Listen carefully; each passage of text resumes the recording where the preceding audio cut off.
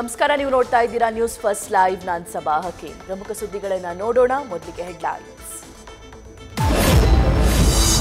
ದರ್ಶನ್ ಪತ್ನಿ ನೀಡಿದ್ದ medical report ಪರಿಶೀಲನೆ ಮುಕ್ತಾಯ. ಬೆಂಗಳೂರು ಜೈಲಿಂದ ಬಳ್ಳಾರಿ ಜೈಲು ಅಧಿಕಾರಿಗಳಿಗೆ ಬರಬೇಕಿದೆ ವೈದ್ಯಕೀಯ ವರದಿ. ಅದನ್ನ ಪರಿಶೀಲಿಸಿದ ಬಳಿಕವೇ ದರ್ಶನ್ಗೆ ಸರ್ಜಿಕಲ್ ಚೇರ್ ಕೊಡೋ ಬಗ್ಗೆ ನಿರ್ಧಾರ.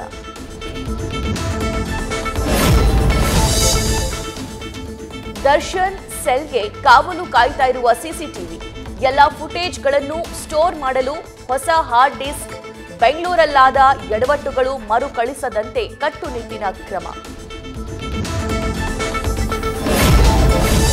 ಚಿತ್ರದುರ್ಗದ ರೇಣುಕಾಸ್ವಾಮಿ ಕೊಲೆ ಪ್ರಕರಣ, ಇನ್ನಿಬ್ಬರು ಆರೋಪಿಗಳ ಜಾಮೀನು ಭವಿಷ್ಯ ಇವತ್ತು ನಿರ್ಧಾರ.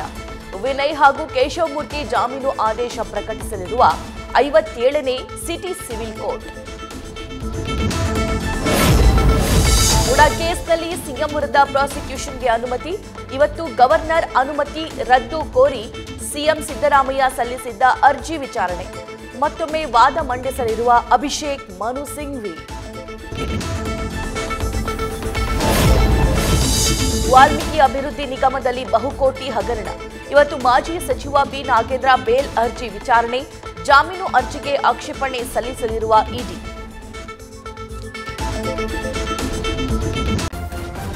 ನ್ಯೂಸ್ ಫಸ್ಟ್ ನಿರ್ಭೀತಿಯಿಂದ ನಿಮ್ಮ ಪರವಾಗಿ.